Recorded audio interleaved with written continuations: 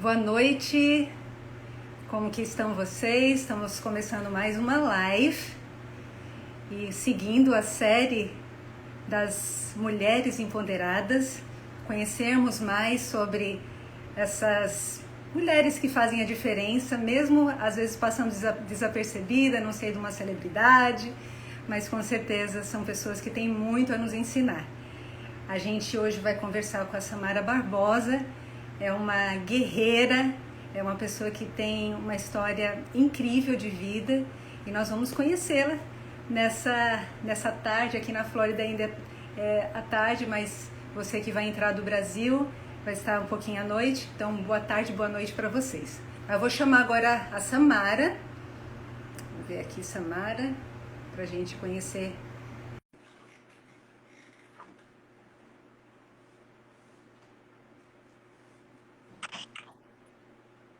Olha ela!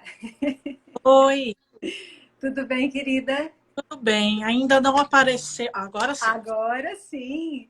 Olha, estou te conhecendo pessoalmente, olha que privilégio! Obrigada. Juntamente com outras pessoas que vão entrar aqui nessa live, também vai ficar gravada para outras pessoas também saberem um pouquinho de você. Né? Sim, Você tem muita coisa para ensinar para gente, uma história incrível. Conhecia você através da Poliana Figueiredo, uma pessoa também que fez a live da semana passada e eu fiquei impactada com a sua história. é um pouco chocante, né?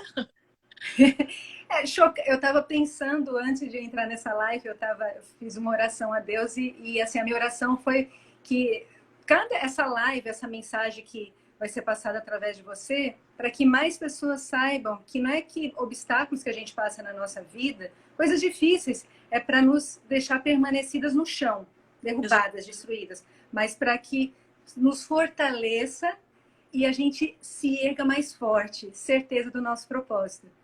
Porque aí a gente vai conhecer muitas pessoas ao longo do caminho que vão ter também passado o que a gente passou, e aí você vai dar o seu testemunho. Falou, eu já passei também por isso daí, mas olha como eu estou aqui, deixa eu te Exatamente. erguer a mão e te ajudar também nessa caminhada. Sim, E é por isso que a gente está aqui, né? Um ajudando a outra. exatamente, né? Uma outra e passando toda a história, né? Tentando Sim, passar um pouco e ajudar as outras mulheres para que com continuem. certeza. Vamos, olha, isso vai ser uma conversa bem assim, informal, gostosa, esse é o objetivo, é conhecer um pouquinho a sua história. Me conta, primeiramente, quem é a Samara, onde você nasceu, de que parte do Brasil você veio, se você tem irmãos, como que era o relacionamento dos seus pais, com a sua mãe, com o seu pai. Conta um pouquinho de você. Quem é você? Eu nasci em Santo André, né? Em São Paulo, no São ABC. Paulo. Vim de uma família bem humilde. Meu pai era dono de uma mecânica, trabalhava com mecânica, com caminhões e ônibus. Minha mãe, dona de casa, né? Uma família maravilhosa. Eu vou começar a chorar porque a gente sente falta, né? Sim. Tem um irmão, 10 anos mais velho do que eu, o Rodolfo. E eu vim de uma família assim muito unida, é uma família pequena, mas muito unida. Sempre fui muito grudada dos meus pais e a dificuldade de estar em outro país é a saudade, porque eu era muito agarrada com eles. A caçula, né? A A caçula. menininha, a caçula. E veio É, 10 anos depois do irmão mais velho. isso porque meu irmão pediu que queria uma irmãzinha, né? Então veio a irmãzinha para ele. Então, a gente sente falta, né? Meu irmão, quanto minha mãe, meu pai. Tento falar com eles todos os dias. Né? O dia que eu não consigo, por que você me ligou? Né? Assim, a família é muito unida mesmo. Você tem essa conexão muito forte com seus pais, com a sua mãe, com Muito, seu pai, com o seu muito. irmão. Você me contou, Samara, que você teve um momento da sua vida que você terminou o segundo grau e começou a trabalhar muito nova, devido a Sim. uma situação com a tua mãe. Conta um pouquinho essa transição, esse começo da tua vida profissional.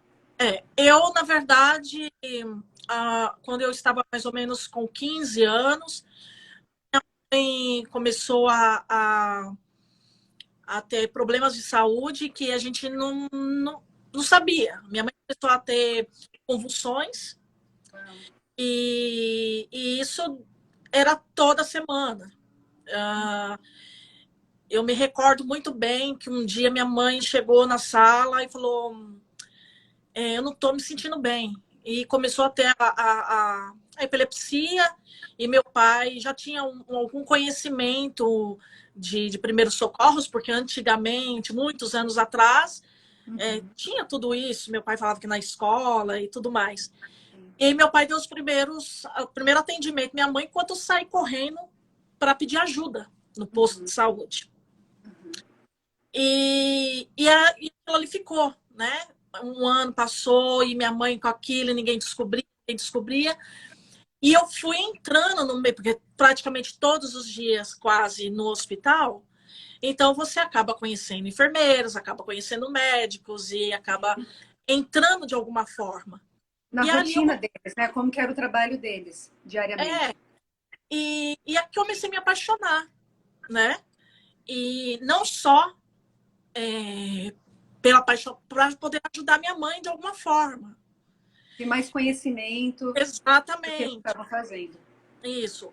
Então, a minha alternativa... Na alternativa, não. Aí fui pedir conselho para um, pedir conselho para outro. Falaram assim, olha, faz um curso de radiologia médica, técnica em radiologia médica, para ver se você consegue, porque não é tanta coisa de sangue, para ver se você vai gostar realmente. Foi quando eu entrei na parte de técnica em radiologia médica. Você tinha que idade? Eu tinha 17 anos, eu acho. É que foi tudo assim, atrás da outra, porque foi passando o tempo, né? Com 15 Sim. anos, a mãe começou a ficar A sua doente. mãe trabalhava fora ou nesse momento ela não pôde trabalhar? Não, a minha mãe era dona de casa mesmo, sempre foi dona de casa. Ela trabalhou quando era mais nova. E aí ela acabou perdendo uma visão, ela não enxerga de um olho. E meu pai falou, olha, você pode escolher, né? Ou se você quer trabalhar ou se você quer ficar em casa, porque o médico tinha falado para ela não forçar muito, porque só estava com um. E não tinha como reverter. Sim. Aí foi quando minha mãe ficou em casa e... Né? Bom, trabalho em casa, de dona de casa, é mais duro do que... Como se não tem... as horas não terminam, né? Você trabalha o dia inteiro. Exatamente. Perfeito. E aí você começou a trabalhar, e aí você me disse que passou por vários... Não ficou só na radiologia, mas você se apaixonou tanto por aquele ambiente que começou a passar por vários setores. Quais foram esses setores que você trabalhou dentro do hospital? Então, na verdade, eu comecei eu comecei a fazer estágio em um hospital. Comecei a me destacar nesse hospital. E aí depois eu fui para auxiliar de enfermagem, fiz auxiliar, depois fui para centro cirúrgico, trabalhei em centro cirúrgico, depois eu fiz técnica em enfermagem, instrumentação cirúrgica, e assim eu fui seguindo, né, ali dentro, e até eu ir para outros hospitais, trabalhar em outros hospitais. Né, Isso tudo em Santo André ou São Paulo? Santo André, São Paulo. Tudo ali na parte do AB Santo André, São Bernardo. E também comecei a dar estágio para alunos que vinham até o hospital. Eu dava estágio de radiologia. E assim foi seguindo. E você falou que você se destacou naquilo que você se propôs a fazer. Isso é muito fantástico, porque de centenas de pessoas ali que também podiam ter a oportunidade de você se destacar em certos setores, tem algum mais? O que você deve isso? Peraí, eu me destaquei porque eu me esforçava mais, eu trabalhava mais horas, eu era pontual. O que você se dá essa ascensão profissional de destaque? Qual que era a sua, era algo particular teu, que você, quando você pega algo, você Você dá o seu coração, dá a sua vida por aquilo que você se propõe a fazer? Eu me destaquei pelo fato o modo de como eu cuidava dos pacientes, de como eu conversava com eles, porque eu sempre fui muito tagarela. Então, chegavam os pacientes, eu tinha um diálogo, principalmente os velhinhos, eu amava, né? Porque eles gostavam muito de conversar. Sim. Então, ali começaram a elogiar o meu trabalho, Sim, sim. né? Mas eu fazia tudo por amor mesmo, principalmente Você nem quando percebia, né? Que você estava fazendo algo a mais. Era você mesmo. a gente trabalha, claro, por dinheiro, mas eu fazia muito por amor. Muito, principalmente quando eu ia, por exemplo, para uma UTI e a pessoa ali deitada. Então, às vezes, eu ficava um tempo para conversar quando eu ia fazer algum exame, ficava conversando. E querendo ou não, você conseguia tirar um sorriso das pessoas. Recebia flores de pacientes que passaram, vinham e depois entregavam flores para mim. E aquilo me deixava como. Eu não sei explicar, é uma gratidão muito grande, né? Como se fossem os meus pais ali. Imagina, imagina. Você colocava o seu coração, né? Você estava ali porque você amava a profissão, porque aquilo, Sim, quando você faz algo que você gosta muito, passa até não ser um trabalho, como muitos falam, né? Procure algo que você gosta, porque você vai estar de férias o resto da vida, porque você vai fazer porque aquilo com prazer. passa a metade do seu tempo trabalhando. Se Sim, você gosta do que você faz, como que você vai poder eu você sempre não... muito passar você passa todo o seu tempo no que nem no meu caso, eu passava a manhã toda, a tarde toda dentro de um hospital. Eu tenho que estar feliz Sim, no que eu estou fazendo. Eu não sim, posso estar com a cara feia. Eu tratava da mesma forma que eu gostaria de ser tratada. exatamente, Não é? exatamente. Então, foi a época muito, muito boa.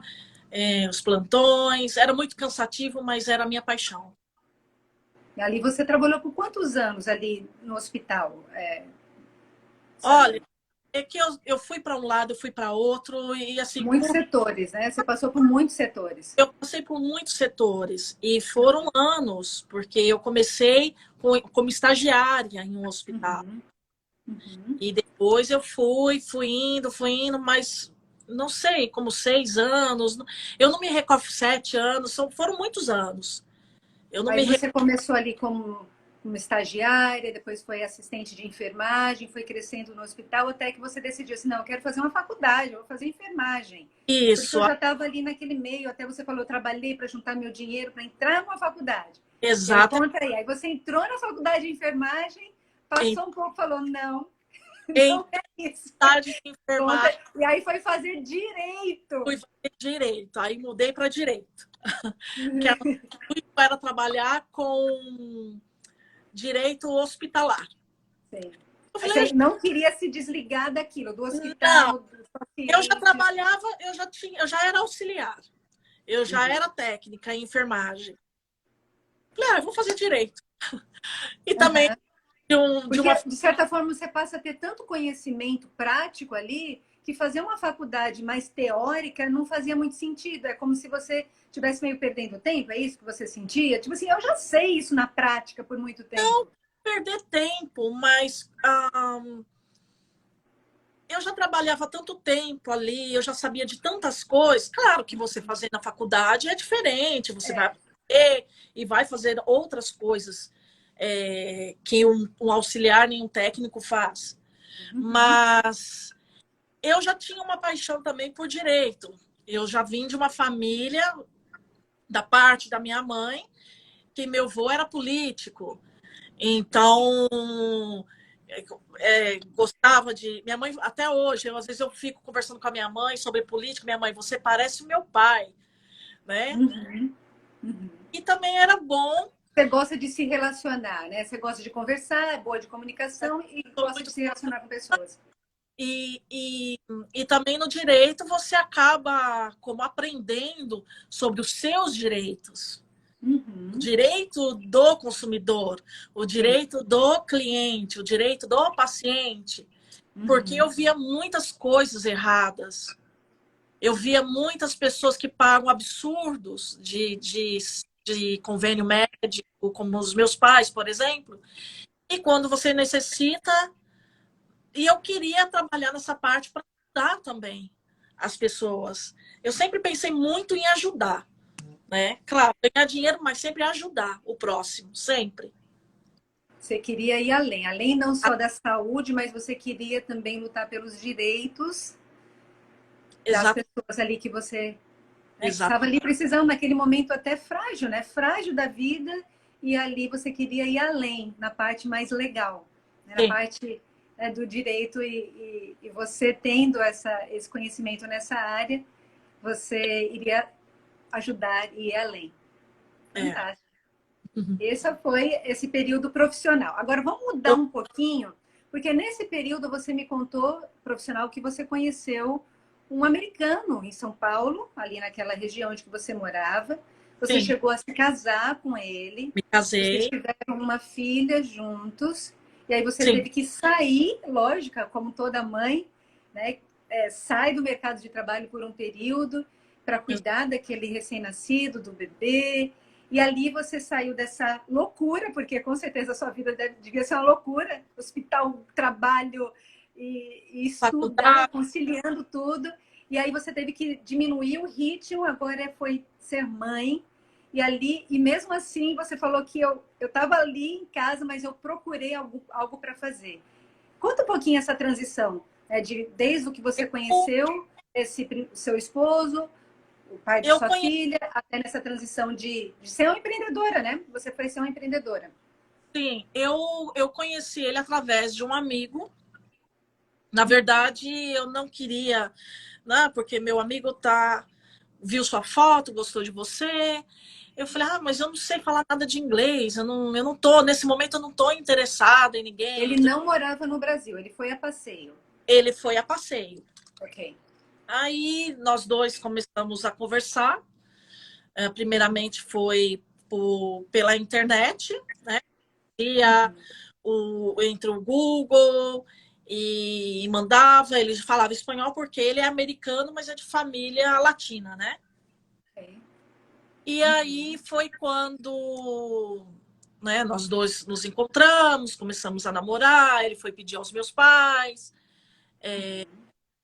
depois eu acabei engravidando, nós nos casamos, tudo foi no Brasil. Eu não tinha pretensão nenhuma de vir para cá na época. Ok. Tivemos a nossa filha, e aí eu comecei a. Aí ele veio embora, eu fiquei assim, eu preciso fazer alguma coisa, eu trabalhando, estudando, minha vida é agitada. Eu não posso ficar assim dentro de casa trancada. Só, claro, com a bebê a gente já tem tempo. E aí eu comecei a fazer crochê. Na Já época, tinha uma habilidade manual. e eu aprendi, da época eu aprendi primeiro o tricô. E por incrível que pareça, eu aprendi com meu pai. Olha só. Meu pai aquela família italiana, e ensinou meu pai quando era pequena a fazer tricô, e meu pai me passou. Olha só. Que fantástico. E aí eu falei, bom, eu já sei tricô, vamos procurar fazer. Eu já fazia algumas toalhinhas de crochê e tal. E a primeira coisa que eu fiz, que na época estava muito da moda, era a bolsa da Angelina Jolie, que era um crochê, lindíssima. E eu procurei na internet, falei, eu vou fazer. Comprei a linha e fui e fiz. Primeira bolsa que eu fiz. E ali eu esperava a minha filha dormir, a Raíssa, dormia, eu ia lá e fazia um pouco. Aí depois eu acordava, dava banho, cuidava, dava de mamar, né? Ficava um pouco com ela, minha mãe também ajudava, meu pai. Aí eu ia lá e fazia meu crochê de novo. E assim foi indo. E aí você falou também que você começou a fazer rena, não é isso? Foi Também. nessa. Você também foi aprender a fazer ou você já tinha essa habilidade? E nessa época também a parte da estética não era tão assim como está agora, né? Uhum, Tanto conhecimento. E uhum, aí eu fiz um cursinho que era próximo à minha casa. uhum, Fiz o curso de design de sobrancelha, de rena, e assim eu fazia também meus intervalos. Vinha uma amiga, fazia, vinha outra amiga, fazia, mas era uma coisa assim, não igual o crochê, mas eu fazia os meus trabalhinhos para fazer meu você dinheiro. sempre teve a sua renda ali, a sua renda extra. Você, nessa época você ficou dependendo de pensão ou do dinheiro Meu ou pai não? Você era dava, seus pais e também aquilo que você estava fazendo ali do seu empreendedorismo, das bolsas, das renas. Você não tinha ajuda financeira do marido, do pai da Raíssa. não, ele mandava como ajudava em relação a fralda, né? Sim, Alguma coisa, ele ajudava. sim, sim. Mas eu me sentia, não que meu pai e minha mãe falassem alguma coisa, porque meu pai até hoje estaria dentro de casa, ele, né, sustentando, mas eu tive sempre essa vontade de ser independente. Então eu não achava justo eu estar na casa dos meus pais, ainda com uma bebê, Uhum, e não poder ajudar eles, sem trabalhar, sem fazer nada praticamente, né? sim, Eu achava, não que meu pai jamais, meu pai é maravilhoso, mas era isso que eu sentia. sim. Eu sempre me sentia incomodada. Nunca gostei de ficar dependendo, ser dependente. Desde muito nova. É, Maravilha.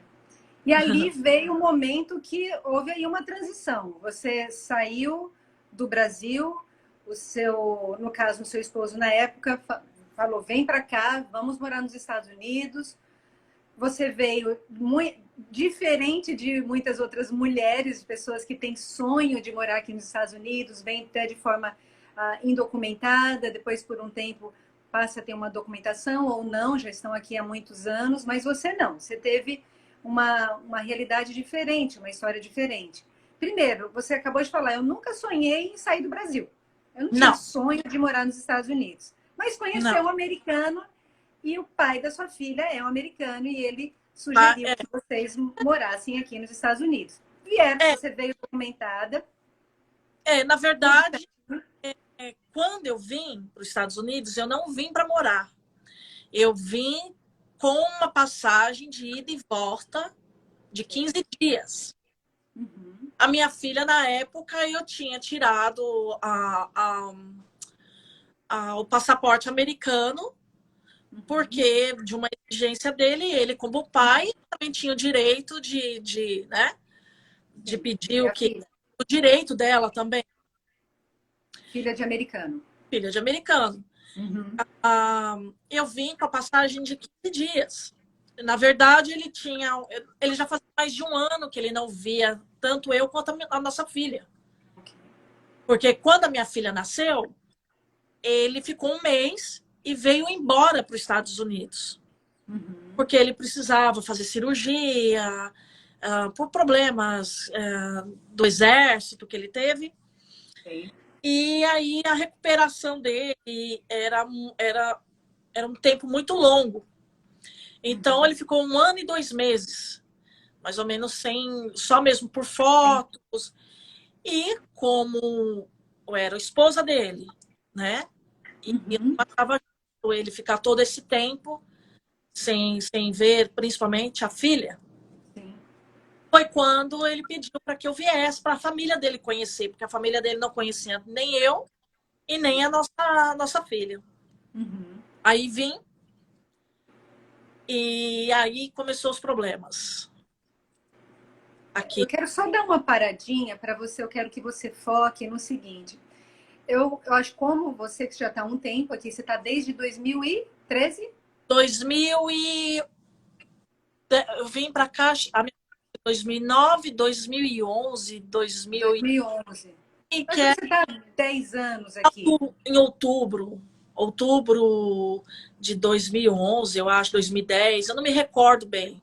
Praticamente está muitos anos aqui e já deve conhecer muitas pessoas, muitas mulheres, como eu moro há 22 anos aqui, e que fica naquela coisa, não, tem que casar com americano, como se fosse, sabe, meio se iludindo, como, minha vida vai ser um mar de rosas, às vezes até mesmo por uma documentação, e se envolve.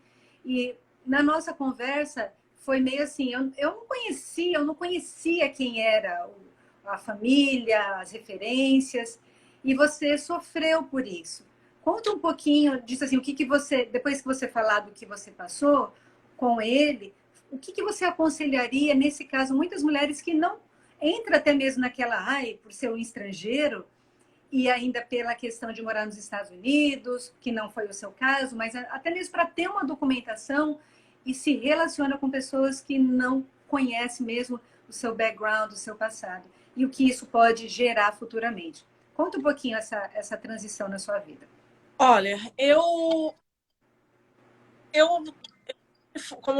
hoje eu aconselho as mulheres a terem muito cuidado. Uhum. Uma vez um advogado aqui me falou, e que me assustou, mas que hoje, depois de muitos anos morando aqui, eu concordo. Você, para relacionar com uma pessoa aqui nos Estados Unidos, ou conhecendo o Brasil, que seja, procure saber mais. Sem dúvida. Procure mesmo para ver se não tem passagem na polícia, para ver se já não foi preso, se já não matou alguém, se já não agrediu outra mulher. É difícil? É, mas faça. É doenças, né? Não sai. Até doença, a pessoa está clean, não tem nenhum problema de saúde que transmissível, aí a gente não sabe.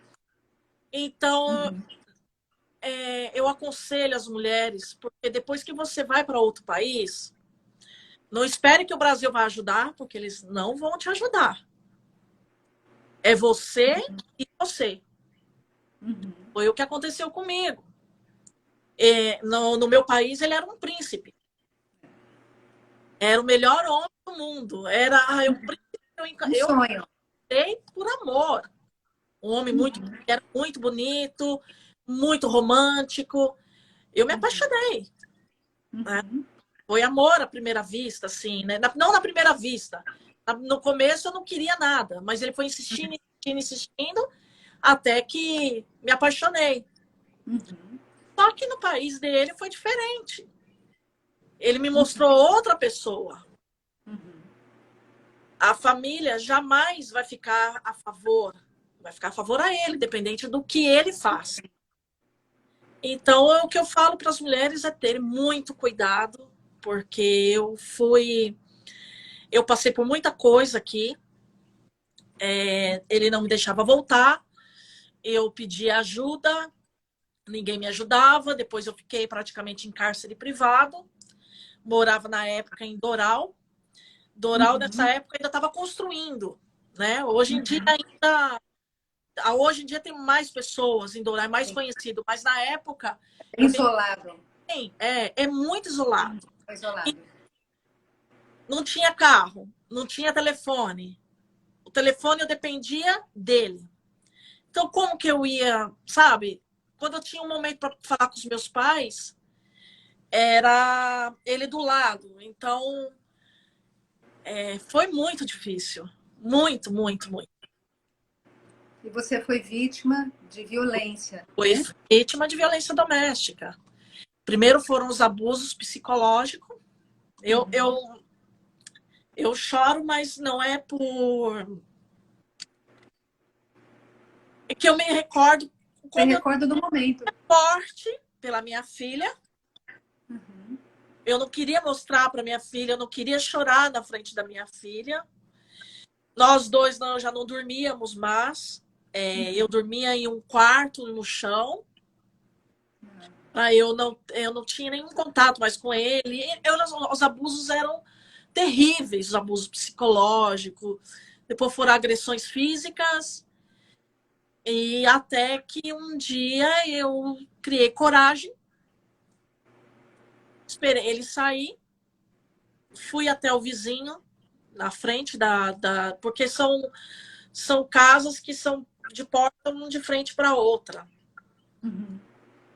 E bati na porta, eu estava tão nervosa que eu abaixei minha calça pro rapaz, porque eu tinha uma marca, um hematoma muito grande na perna, do que ele tinha me batido. E eu pedia socorro. Falei, me ajuda. Eu não falava nada de espanhol, nada de inglês. Deus é tão maravilhoso, que este homem falava um pouco de português. Ele trabalhava na imigração. Era um latino que falava algumas coisas em português. Ele falou, você quer que eu chame a polícia? Eu falei, sim. Uhum. E quando a polícia chegou, meu ex-marido estava chegando também. A polícia levou ele para fora. A outra polícia veio, polícia feminina, me trataram muito bem. Uhum. Me perguntaram o que tinha acontecido, expliquei, tiraram foto dos hematomas e tudo. E lá fora eu vi ele indo, sendo preso. Né? Uhum. A gente não E a casa para sua filha, e isso a sua filha ali, de certa forma, presenciava, ela era pequenininha, presenciava toda essa situação de violência, e também, lógico, a criança sensível do jeito que ela sabia quando a mãe estava triste, né, a tristeza da mãe. Minha filha toda mãe vai falar que seu filho é inteligente. Sim. Mas a minha filha sabia, de alguma forma. E eu já não queria estar vivendo aquilo, porque como eu falo para as mulheres, eu sei que elas vivem muito naquela roda do poder, né? Que muitas mulheres, se não souberem, procurem na internet o que é roda do poder. Você vive naquele círculo, você não consegue sair. E às vezes as outras mulheres, as outras pessoas te culpam. Mas é porque você gosta disso. Não, a mulher está tão abusada psicologicamente que ela se sente culpada. Eu me sentia culpada. O problema era, você achava que era com você, não era nem com outra pessoa? Fazia me sentir culpada. Ele falava para mim. Porque o abusador, ele tem esse poder, né? Ele controla a sua mente colocando você a culpada. Você é culpada. Por isso que eu falo, a roda do poder. A roda, eu peço muito para todas as mulheres que eu vejo que falam de abuso psicológico, tudo, eu sempre falo a mesma coisa. Procurem a roda do poder na internet. Se uma daquelas questões estão ali, se ele te abusa de não querer te dar dinheiro, fala que não é para você trabalhar, ou te xinga, aquilo ali já é uma violência psicológica. Sim. Domínio. É o domínio. É um domínio. E te tira as forças, né? Te tira o poder teu, na verdade, e coloca nas mãos dele. E eu comecei a ver aquilo, eu falei, mas gente, isso não tá certo. Eu nunca vi isso dentro da minha casa. Uhum. Meu irmão é casado há 20 anos. Meus pais são casados há mais de 50 anos. Eu nunca vi meu pai gritar com a minha mãe. Meu pai ajuda a minha mãe até. Às vezes eu ligo pro meu pai, o que você tá fazendo? Sua mãe hoje está descansando e eu tô cozinhando para ela.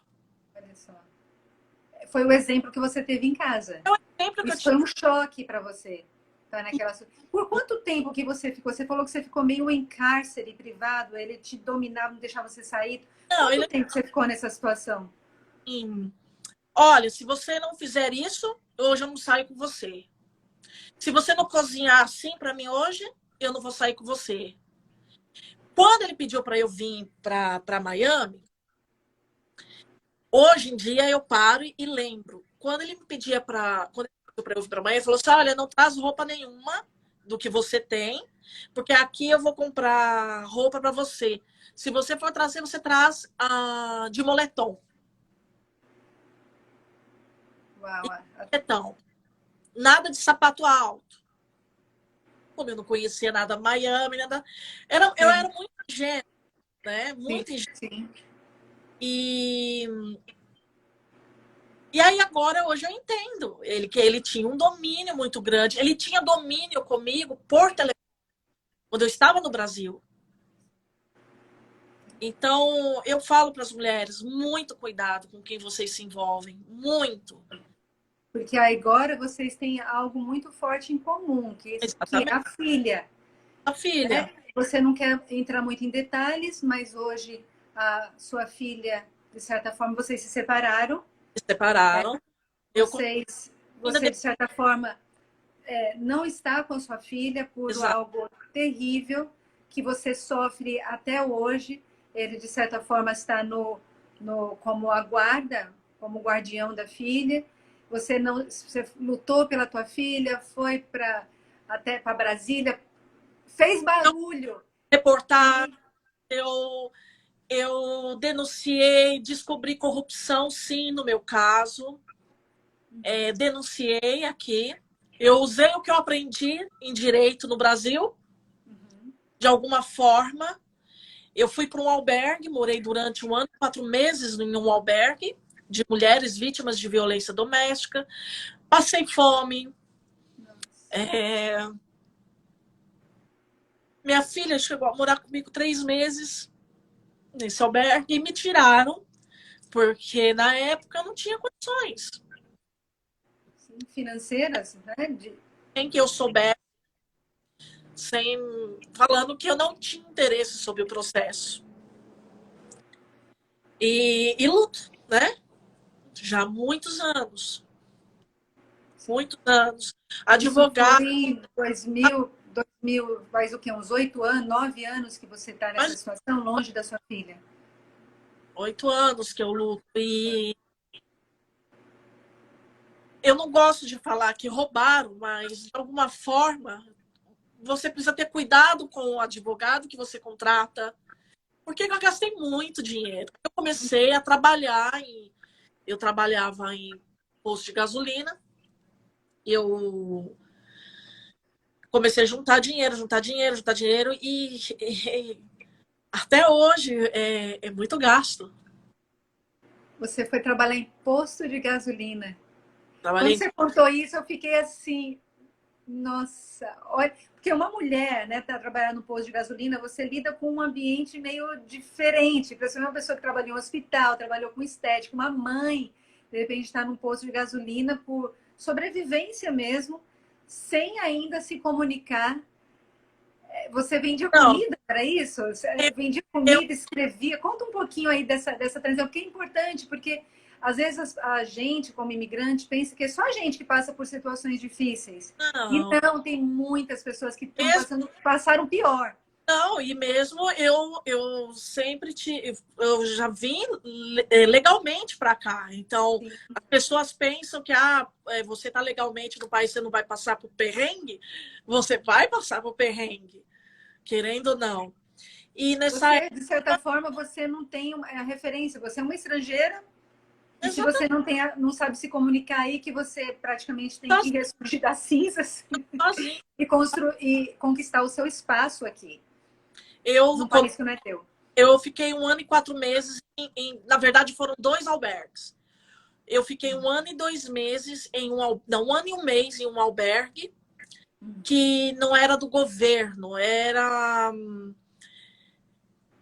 um albergue onde empresas e empresários ajudam a manter esse albergue. Que eu vou deixar até um recado aqui para as pessoas que querem ajudar, roupa, doem, né? Porque precisa. Comida, mantimento. Brinquedo para as crianças, porque muitas crianças chegam muito traumatizadas nesses albergues. Muito. Fiquei 1 ano, só poderia ficar 3 meses, mas como o meu caso era muito grave e as meninas que trabalhavam ali dentro, que hoje são minhas amigas, viram que existia corrupção no meu caso, de verdade. Elas achavam um absurdo o que estava acontecendo. Um homem que já tinha sido preso por violência doméstica e tudo, ia acontecer tudo isso. Depois de 1 ano e 1 mês, eles já não podiam mais ficar comigo ali. Foi quando me transferiram para um outro albergue, num lugar pior aqui de Miami, e que era do governo, esse albergue, né? Ali eu conheci, muitas mulheres usavam drogas na minha frente, roubavam roupas, abriam minha mala. Eu não dormia quase nunca. E aí eu sempre comprava comida. No outro albergue eu cozinhava. Nesse albergue já não tinha condições de cozinhar. Então, o meu dinheiro que eu tinha no Brasil guardado, meu pai enviava. E ali eu ia num posto de gasolina que tinha na frente para comprar. E aí eu perguntei uma vez para a moça, assim, em português mesmo, e depois traduzia também, já tinha um telefone. Você sabe aonde você está precisando de trabalho aqui? Ela falou, olha, vê ali na frente, porque são de brasileiros. Eu acho que eles estão precisando de pessoa para trabalhar. Eu falei, tá bom, e fui. Na cara e na coragem. Eu falei, queria falar com o dono, né? Aí veio um senhor, eu nunca vou me esquecer do casal. E aí eu falei assim, olha, eu tô procurando isso. Falei, olha, ali na frente é um albergue. Porque ninguém sabe. Ali é tudo muito fechado. Você não tem nenhum trabalho, pode ser de limpeza mesmo, limpar chão ou guardar alguma coisa, você não tem nenhum trabalho? Tenho, mas você fala inglês? Eu falei, não. Você fala espanhol? Não. E como que você vai trabalhar? Eu falei, me dá a oportunidade e eu posso te mostrar que eu sou capaz, mesmo não falando nenhuma das línguas, só o português. Ele falou, tá bom, eu vou te dar 3 dias, mas você vai ter que vender a comida aqui. Como que você vai fazer? E tinha um chefe, chamava Chefe Carlos, que eu também nunca vou esquecer. Ele tem até um programa de televisão dominicano, que me ajudou muito na época a falar um pouco meu portunhol. E eu falei, perguntava para ele o nome das comidas. Aí ele escrevia em espanhol, eu traduzi em português, depois eu traduzi em inglês, falava, escutava e escrevia como eu escutava, né? Como era a pronúncia. E colocava do lado da comida, assim, um do lado do outro. Aí vinha a pessoa, perguntava, eu falava, tal, tal, tal, tal. Ah, eu quero né? One, né? Então, uno. E aí eu já sabia, mais ou menos. E ali eu vendi. No primeiro dia eu vendi toda a comida. No segundo dia, vendi toda a comida. No terceiro dia, vendi toda a comida.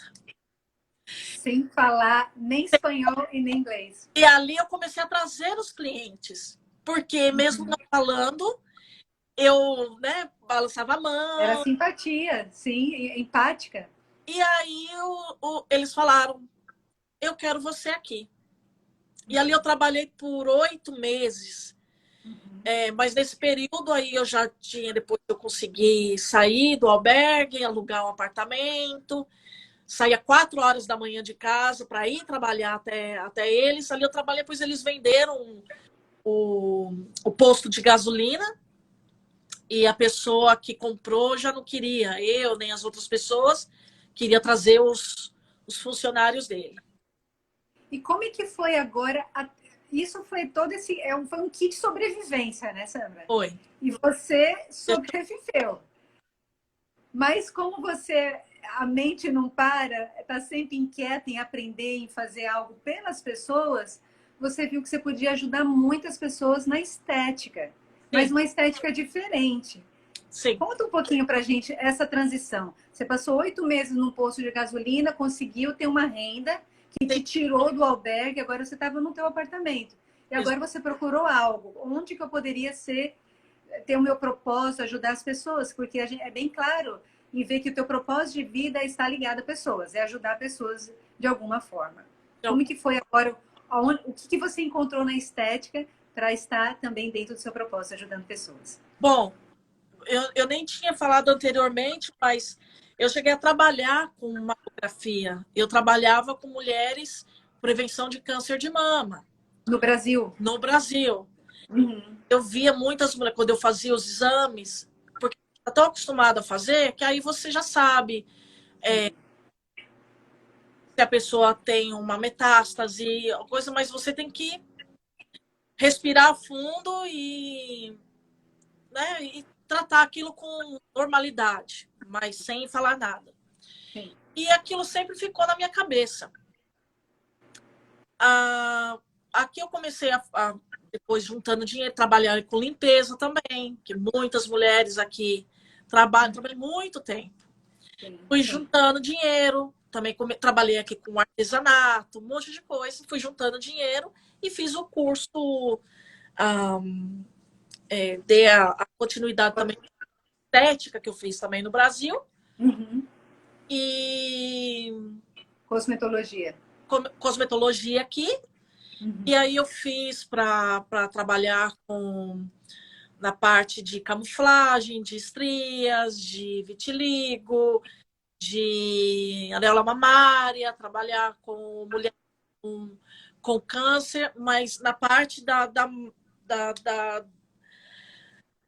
da mulher, assim, é um trabalho voluntário. Eu não cobro nada por isso. E, de alguma forma, Você decidiu isso, Samra, assim, não, pessoas que estão passando por essa situação, eu vou atender, mas vai ser uma doação do meu trabalho. É algo que você decidiu para você mesmo? é o que Quando eu. você começou? É como eu disse, eu sempre trabalhei por amor. Claro, como sempre, deixo bem, né? Mas se trabalha por amor, ninguém vive de amor. Não, Sim, lógico. com certeza. O dinheiro vai ser uma consequência, Mas mas você trabalha outro, pelo propósito, em primeiro lugar, e pelo amor.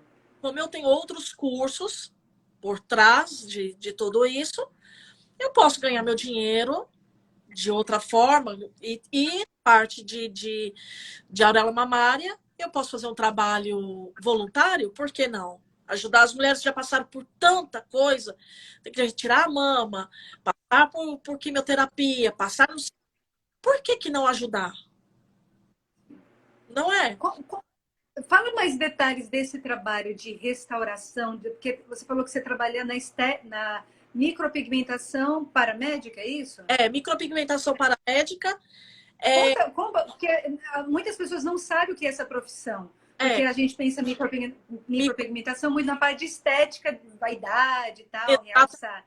Mas isso é algo mais reparadora. é mais Conta um pouquinho como que é esse trabalho. é um trabalho como eu restauro, porque a mulher já não tem auréola mamária, eu faço todo aquele processo, eu faço, reconstruo em 3D, para ela E é sentir. perfeito, né? Eu vi a foto depois vai lá na galeria de foto, é perfeito. Sim. Você não fala que aquilo não é de verdade. É perfeito.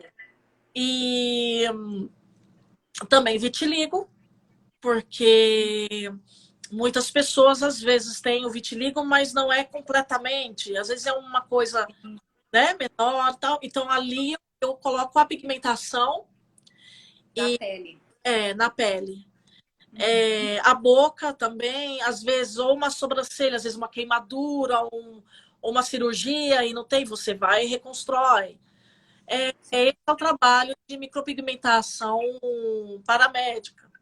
Como a... Bacana. Estrias também, né? Quando estica a pele, às vezes a mulher também engravida, fica com a barriga toda, né? Como esticou bastante, você vai lá e. Principalmente a mulher. Eu gosto muito de trabalhar com a pele negra, porque é claro, é mais difícil, mas você visualiza mais as estrias. E Uhum. as mulheres mexe muito com as mulheres, principalmente Total, né? amigas. Emocional, autoestima. Não é que não pode usar, elas não têm coragem de usar um biquíni. Então, meu Sim. marido, é, eu faço nele, ele tem, faz em mim, porque eu não. Ele, sabe, como ele se sente mal, Fica incomodado. fica incomodado. Então, é uma forma e é tão gratificante você ver o seu trabalho tomando forma e ver, uau, né? Eu fiz isso como. Sim, sim. Não tem explicação. É algo assim. Me É prende. recuperar, não recupera só o físico ali, mas recupera a autoestima da pessoa, né? Do paciente. E já deve ter passado, por exemplo, a gente está falando de paciente de câncer, e você falou, já passaram por tantas coisas que mexe com o emocional, com o físico também, e é um agrado, né? É como se fosse um agrado. Peraí, deixa eu reconstituir algo aqui que pertence a você, mas você perdeu. E aí É, é você a mesma coloca de volta. a mulher que foi a vítima de violência doméstica. Eu também até hoje me pediu ajuda, eu ajudo de alguma forma, né? O que eu puder fazer pelas mulheres, eu vou fazer. Não só pelas mulheres, mas homens também, que têm às vezes uma calvície, e aí eu entro com a pigmentação para dar uma disfarçada, vamos dizer assim, naquela calvície. Sim, sim. É. É como se perdesse aqui a sobrancelha, né? Você vai lá e faz o mesmo procedimento também. Tem mulher também que faz, como também tenho a tatuagem funcional, que é pessoas que têm diabetes ou que têm alergia a Tipo de medicamento. algum medicamento, eu vou e faço, né? Que é a tatuagem inteligente ou a tatuagem funcional, que a gente chama, Entendi. que é a parte também paramédica, vamos dizer assim. E Sim, sim, muitas pessoas, né? Às sim. vezes tem uma E hipoglicemia, salva vidas, né? salva E vida. salva vidas, com certeza. Se você colocou essa foto hoje, né? Achei super interessante. Que não é muito divulgado esse tipo de Não, prática, e não né? são Então, muitas pessoas que fazem, assim, não é que eles não fazem, eu acho que as pessoas que têm tanto diabetes ou alguma alergia, alguma coisa, acho que nem eles sabem que pode fazer isso. As pessoas podem achar que é uma bobeira, mas não é. Porque quando eu falo por experiência hospitalar, sim, quando sim. a pessoa chega desacordada no hospital, a gente olha tudo na pessoa. Braço, Já é perna, um procedimento, né? todo o procedimento. Até um policial, um paramédico aqui mesmo, um Policial, bombeiro. a gente olha tudo, Uhum, se tem fraturas, se não tem alguma coisa. Então, quando sim, você faz uma tatuagem funcional, que no caso seria diabetes ou de alergia de alguma coisa, no momento que um policial, no momento que um enfermeiro, um médico for, né, observar, olhar todo o seu corpo e a pessoa às vezes está desacordada, olha, a gente não pode. ele já. E é assim, Exato. Super interessante. Você tem que divulgar mais isso é fantástico.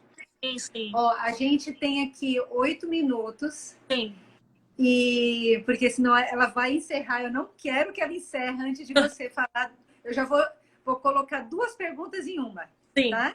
tá. Primeiro, você atendeu muitas pessoas nesse período, né, da sua profissão aqui nos Estados Unidos e mexeu com emoção, né? Com certeza, não só lá no Brasil, quando você acenava para as pessoas na UTI, dava um sorriso, você com certeza o seu nome está marcado nos corações dessas pessoas, mas aqui também você deve ter um testemunho, dois ou três, vários, mas deve ter aquele que marcou, que falou assim: nossa, eu fiz isso na vida da pessoa e eu nem percebi.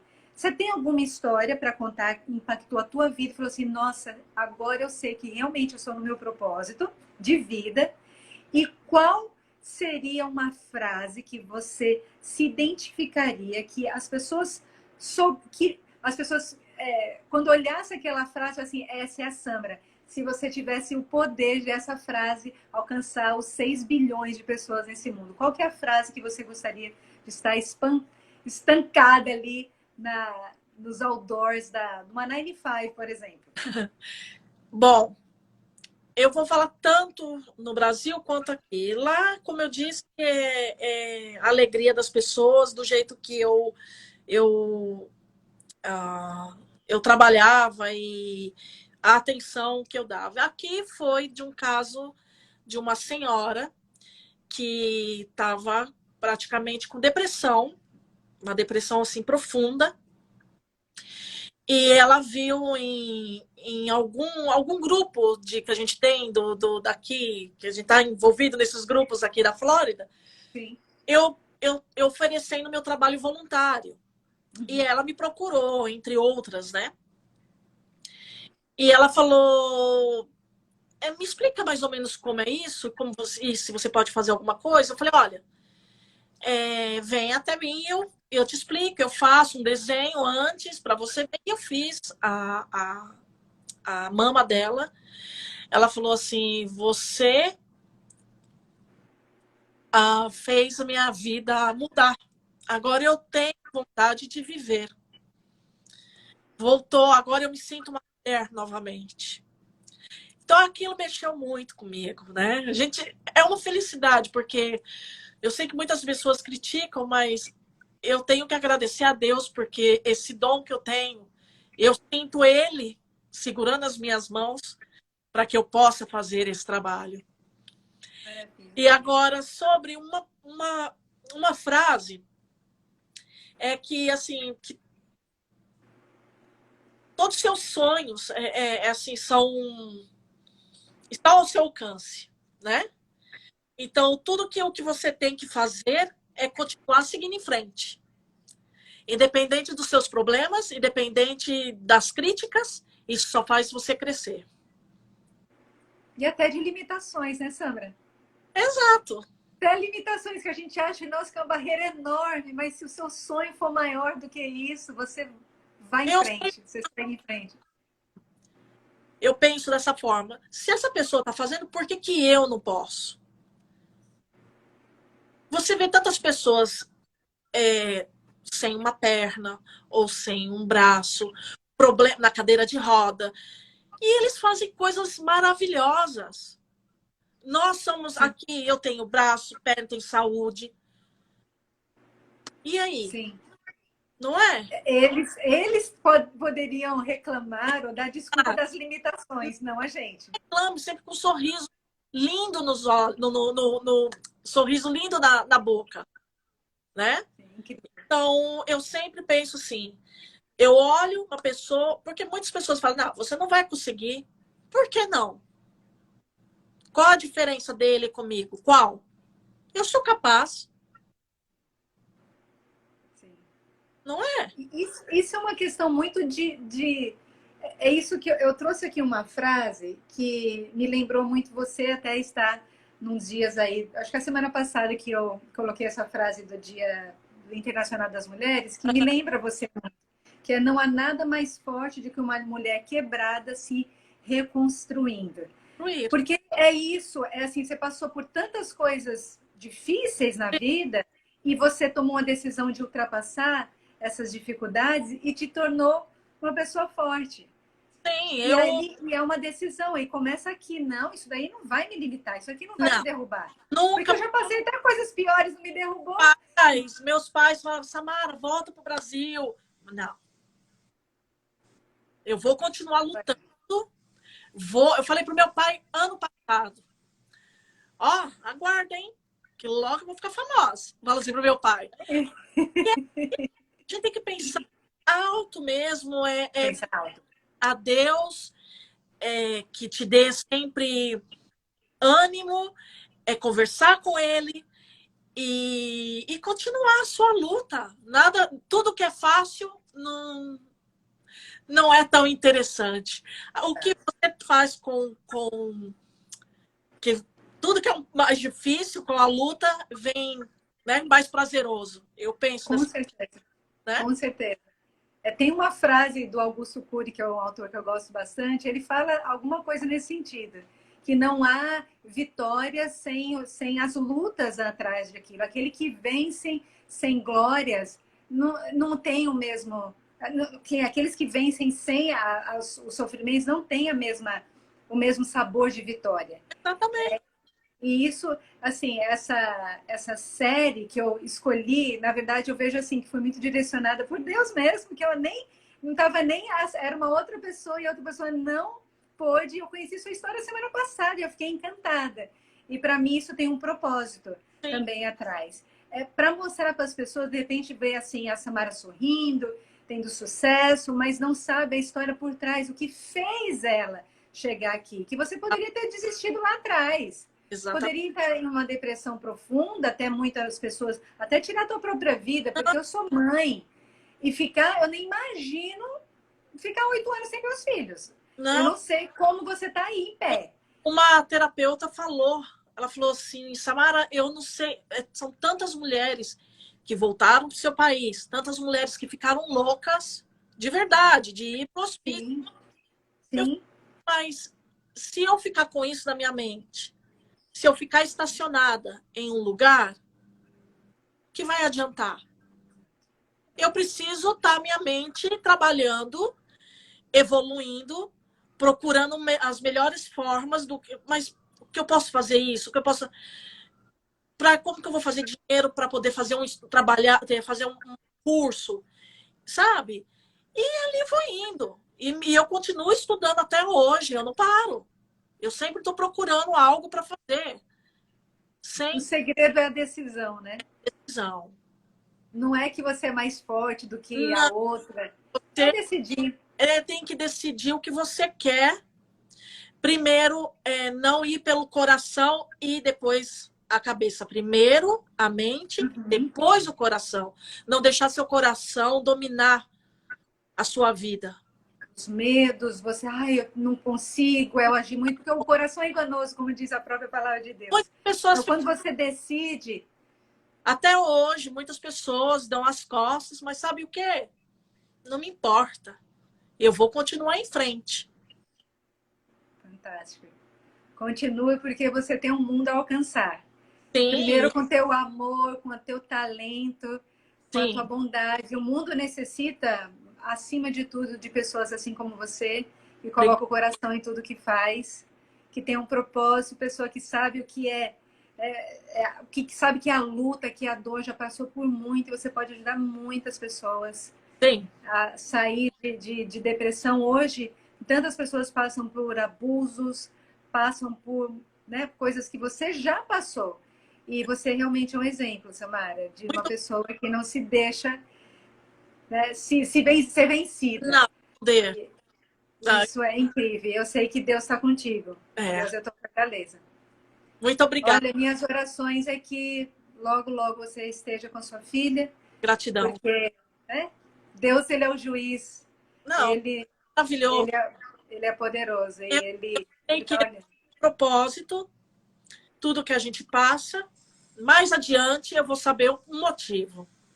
Talvez se eu não tivesse passado por isso, eu tinha me acomodado, vamos dizer assim. Não sei. Sim. Te fez crescer demais. Te É, fez ser mais forte. mais adiante, de poder ajudar mais mulheres, de Sim. outras formas. E é isso que eu quero.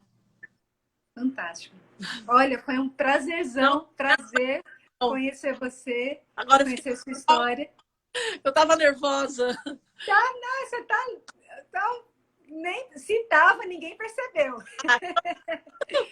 Essa live vai ficar gravada, porque tenho certeza que mais pessoas, que essa mensagem, que essa live, a sua história possa alcançar muitas vidas. Muito Para obrigada. ajudar.